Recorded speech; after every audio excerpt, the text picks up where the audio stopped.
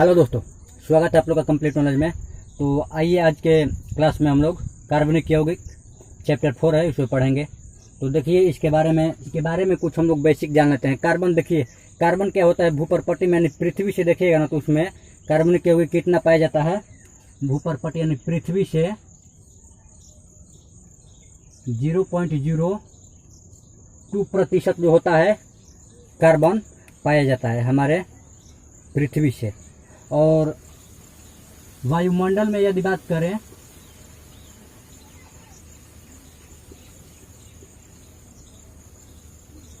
वायुमंडल में 0.03% कार्बन पाया जाता है। तो ये एक नंबर में भी कभी कभी पूछ दिया करता है एग्जाम में। तो इसके बाद देखिए सुबह से शाम तक हम लोग जितने वस्तुओं का उपयोग करते हैं वह कार्बन और उनसे बनी यौगिकों को रूप में होती है और करते हैं। यदि यह नहीं रहे तो हमारा जीवन असंभव हो सकता है। मान लीजिए यदि पृथ्वी से कार्बन और इसके यौगिक गायब हो जाएं तो चंद्रमा पर जिस प्रकार जीवन अभी नहीं है तो उसी प्रकार हमारा जीवन असंभव हो जाएगा यहाँ पर भी। तो आइए इसके बारे में हम लोग डिटेल में चर्चा कर रहे हैं। चलिए तो देखिए, तो कार्बनिक यौगिक देखिए प्रारंभ में क्या कहा गया इसके बारे में, कार्बनिक यौगिक क्या होते हैं। तो देखिए, तो कार्बन यानी कि कोई भी यौगिक जो कार्बन से मिलकर बना हो, यानी कि उसमें एक वस्तु या तत्व जो है कार्बन अवश्य होना चाहिए और अन्य कोई भी धातु हो सकता है तो वह कार्बनिक यौगिक कहलाता है। तो इसी के बारे में प्रारंभ में एक वैज्ञानिक है, देखिए वर्जिलियस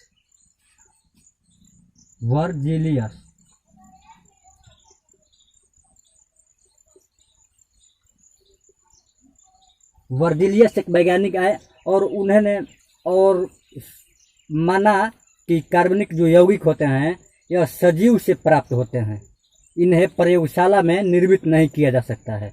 तो यह वर्जिलियस का सिद्धांत था और इसे वर्जिलियस सिद्धांत और इसे जीवन शक्ति सिद्धांत भी बोला जाता है। जीवन शक्ति सिद्धांत। तो एग्जाम में कभी कभी पूछ देता है कि जीवन शक्ति सिद्धांत किसने दिया था, तो याद रखिएगा वर्जिलियस ने। तो इसके द्वारा इन्होंने क्या कहा था कि प्रकृति में जितने भी कार्बनिक यौगिक होते हैं वह सजीव से प्राप्त होते हैं, अदृश्य रूप से। तो अदृश्य रूप से प्राप्त होते हैं, लेकिन ऐसा बिल्कुल नहीं हुआ। बाद में एक वैज्ञानिक है जिनका नाम है वोहलर, और उस वैज्ञानिक का नाम क्या है, वोहलर। तो इन्होंने क्या किया, प्रयोगशाला में यूरिया का निर्माण किया। यूरिया मतलब समझते हैं आप लोग, जो खेतों में देखिएगा दिया जाता है पौधों को बढ़ाने के लिए। अमोनिया, उसमें लिखा रहता है अमोनिया साइनेट से बनता है यूरिया। तो उसका निर्माण किया इन्होंने प्रयोगशाला में। तो वोहलर आए और इन्होंने क्या किया, NH4CNO, इसे अमोनिया साइनेट बोलते हैं, अमोनिया साइनेट। तो इस अमोनिया साइनेट को उसने क्या किया, प्रयोगशाला में गर्म किया, यहाँ पे उष्मा गर्म किया और उन्होंने क्या पाया, Na। तो इस प्रकार से यह अमोनिया, यह यूरिया का यह सूत्र होता है और यह अमोनियम साइनेट का। तो वोहलर ने क्या किया, वर्जिलियस के सिद्धांत को गलत साबित कर दिया। आगे चल करके क्या किया कि अमोनिया साइनेट को गर्म किया और उससे यूरिया प्राप्त हुआ, जो कि कार्बनिक यौगिक। देखिए इसमें कार्बन दिखाई दे रहा है, और कार्बन जहाँ भी आपको दिखाई दे तो समझ लिए वह कार्बनिक यौगिक है। भले उसके आगे पीछे कोई भी धातु, सल्फर, नाइट्रोजन, ऑक्सीजन कोई भी जुड़ा हो तो कार्बनिक यौगिक बोला जाएगा। तो इस प्रकार से उन्होंने क्या किया, अमोनिया का निर्माण करके वर्जिलियस के सिद्धांत को गलत साबित कर दिया। इसके बाद आए एक वैज्ञानिक लम्वाजे, इसको मिटा रहा हूँ, नोट कीजिएगा।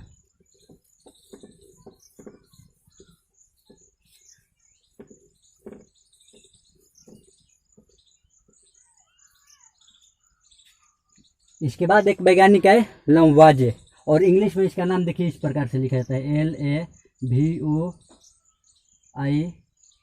LAVOISIOR, लेबेजियर, LAVOISIOR, Lavoisier.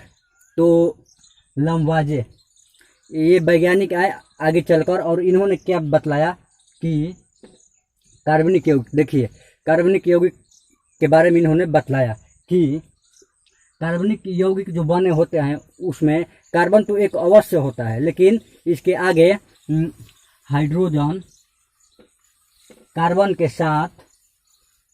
साथ हाइड्रोजन यानी कि H हाइड्रोजन, हाइलोजन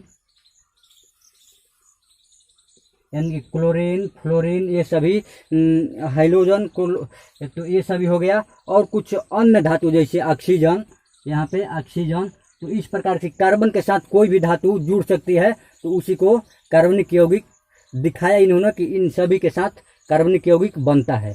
तो आगे हम लोग बात करते हैं इसके कि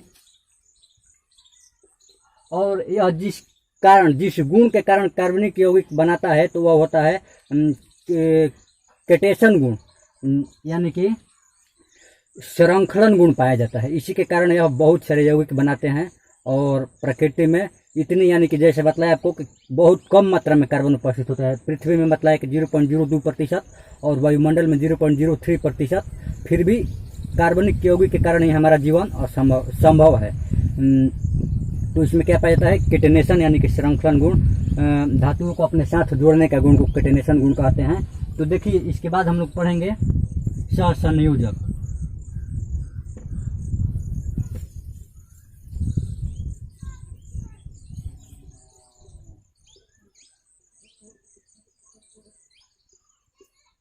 सहसंयोजक बंधन को हम लोगों ने पीछे भी पढ़ा है कि किसी परमाणु का जो अंतिम कक्षा में इलेक्ट्रॉन होते हैं आपस में साझा करके यदि बंधन बनाते हैं तो उसे सहसंयोजक बंधन कहते हैं। और इसे रासायनिक बंधन में लिया जाता है कि जैसे देखते हैं हम लोग कि हाइड्रोजन का बनना है यानी कि H2 परमाणु का। तो इसमें देखिए H2 क्या होता है, हाइड्रोजन यानी कि यह परमाणु की संख्या दर्शाया जाता है इसको।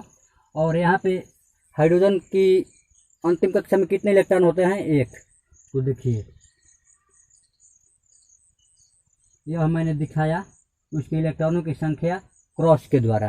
तो कोई भी परमाणु जो होते हैं वह अपनी अष्टक को पूर्ण करना चाहते हैं प्रकृति में, तो इसलिए वह अपने अष्टक को पूर्ण करने के लिए, और अष्टक पूर्ण कब होता है, जब 2, 8, 18 अंतिम कक्षा में इलेक्ट्रॉन होते हैं। तो देखिए इसमें 1 इलेक्ट्रॉन है तो अपने नज़दीकी जो अस्थायी गैस होते हैं, निष्क्रिय गैस, उसके समरूप होते हैं, वो क्या करना चाहते हैं, इलेक्ट्रॉनिक विन्यास। तो हाइड्रोजन क्या करेगा, हीलियम के समरूप इलेक्ट्रॉनिक विन्यास प्राप्त करना चाहेगा, यानी कि 2 इसके कक्षा में इलेक्ट्रॉन होना चाहिए अंतिम में।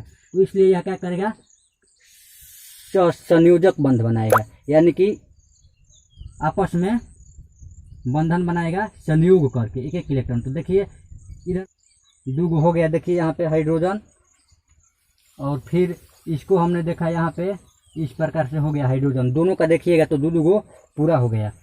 इधर भी 2 देखिए, इस हाइड्रोजन का यहाँ से यहाँ तक 2 इसमें आ रहा है और 2 इसमें आ रहा है, यहाँ पर यहाँ तक।